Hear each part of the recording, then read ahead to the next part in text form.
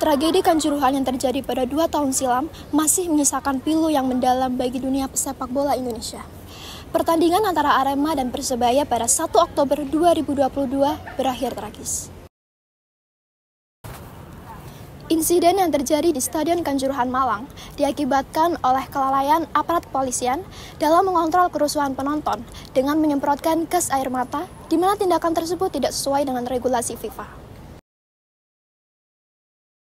Selain itu, insiden ini juga diakibatkan oleh PT Liga Indonesia Baru yang menolak usaha Polres Malang dan panitia pelaksana dalam memitigasi adanya kekisruhan, serta panitia pelaksana yang mencetak tiket melebihi kuota batas penontonnya.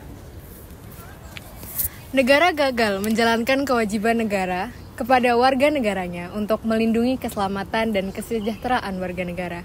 Sudah sepatutnya negara memberikan hak warga negara untuk hidup, memberikan keamanan, memberikan perlindungan, kepastian hukum yang adil, serta mendapatkan perlakuan yang sama di mata hukum.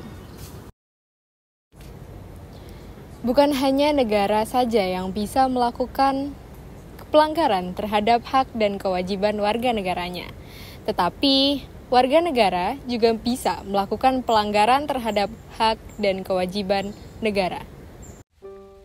TNI Angkatan Laut buka suara soal unggahan viral di akun TikTok @setstorm689 yang mengaku sebagai mantan prajurit marinir TNI AL. Pria dalam akun tersebut diduga kini bergabung dalam pasukan operasi militer Rusia. Ia bahkan menunjukkan 2 foto, salah satunya saat mengenakan seragam militer Rusia dan saat berseragam marinir TNI AL lengkap dengan baret ungu.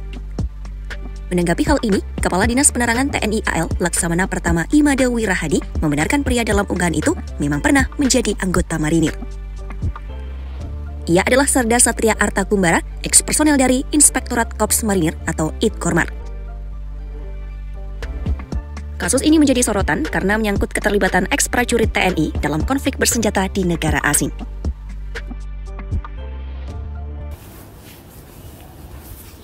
Akhir-akhir ini, dunia media sosial dihebohkan dengan kemunculan seorang oknum mantan marinir TNI Angkatan Laut yang sedang melakukan operasi militer di Rusia.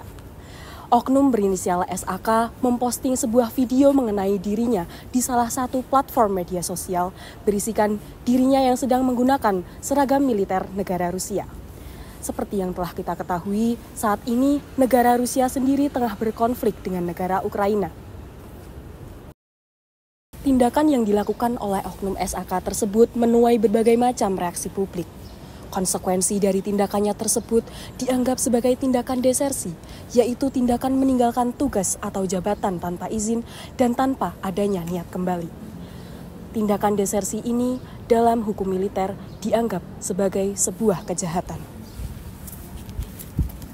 Berdasarkan hasil pengadilan militer yang dilaksanakan pada tanggal 6 April 2023 silam dengan putusan in absentia atau putusan dengan pengadilan tanpa dihadirkannya terdakwa, oknum SAK didakwa dengan hukuman penjara selama 1 tahun dan pidana berupa pemecatan. Tindakan yang dilakukan oleh oknum SAK merupakan suatu pelanggaran berat terhadap negaranya sendiri, khususnya dalam kewajiban warga negara untuk menaati hukum dan pemerintah seperti yang tercantum pada UUD 1945 pasal 27 ayat 1. Selain itu, oknum SAK juga melanggar kewajiban negara dalam upaya pembelaan negara yang disebutkan pada pasal 27 ayat 3 Undang-Undang Dasar 1945. Hak dan kewajiban memiliki hubungan yang harmonis sebagai esensi dan urgensi dalam kehidupan berwarga negara. Sebagai bagian dari masyarakat, mari kita pahami dan jalankan peran kita masing-masing demi terwujudnya kehidupan berbangsa dan bernegara yang harmonis, adil, dan sejahtera.